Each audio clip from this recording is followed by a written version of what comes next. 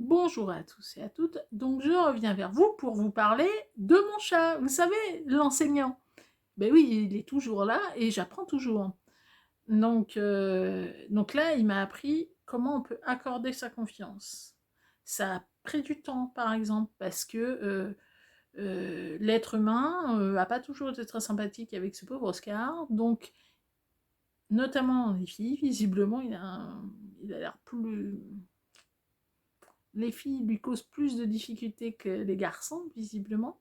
Donc, accorder sa confiance, prendre le temps de raccorder, c'est aussi reconnaître que on a subi des choses pas sympas et qu'il va falloir prendre le temps aussi de réaccorder sa confiance à des personnes, à des groupes ou à la société en général. Donc je me suis dit, ok, ça c'est l'apprentissage d'Oscar, c'est comment on accorde sa confiance, que ça prend du temps, ça ne veut pas dire que c'est parfait, mais en tout cas, lui se détend et nous avec, hein, et moi avec. Hein. Donc, comme il accorde sa confiance, on voit aussi ce que j'appelle moi le sain égoïsme, hein, à savoir que il a envie d'un câlin, il a envie de manger, il vient nous chercher. Et il sait très bien comprendre. Donc, le côté j'apprivoise mes besoins réels. Reconnaître aussi qu'un câlin, c'est un besoin réel, c'est pas une option, non, c'est nécessaire à son bien-être et au nôtre. Mais voilà, ce réapprentissage-là de contact corporel agréable, voilà. Donc il vient, et puis s'il voit que vous n'êtes pas disponible, il va s'en aller. Puis il reviendra après, voir, là t'es dispo, là vous la repérez à côté du fauteuil, donc vous lâchez tout ce que vous aviez, et puis hop, dès qu'il n'y a plus rien sur les genoux, vous avez votre Oscar qui vient s'installer pour se faire son câlin. Puis quand il en aura assez, ou il dira non, j'ai plus envie de caresse. Par contre, il restera sur les genoux. Ou alors il dira je m'en vais parce que voilà, je suis content et tout va bien.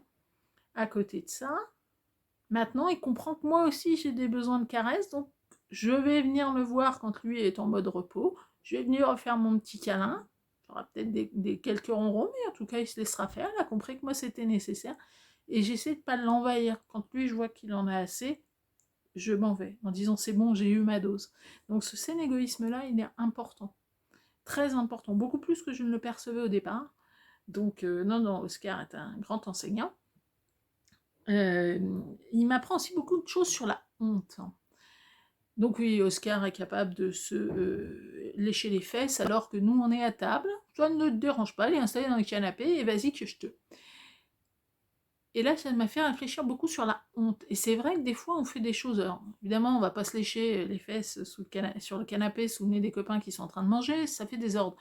Mais en revanche, sur le fait qu'on peut avoir honte, hein, de choses qui en fait ne sont pas du tout honteuses.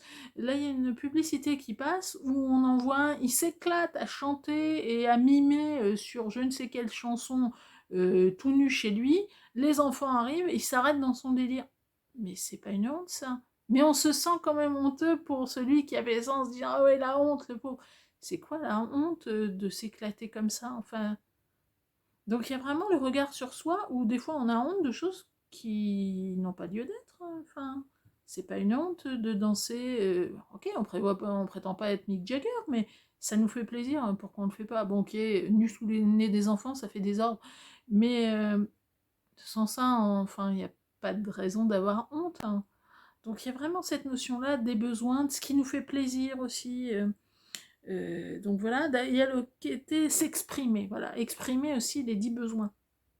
C'est l'envie de caresse, c'est le côté j'ai faim, il faut que tu t'occupes de moi. Ou alors au contraire, le côté là tu vois j'ai envie d'être tranquille, donc je me mets dans un petit coin ou carrément je me cache. Voilà, j'ai envie, voilà. Il y a des fois où j'ai envie d'être avec les autres, il y a des fois où j'ai envie d'être avec moi-même. C'est un peu ça aussi qui m'apprend beaucoup.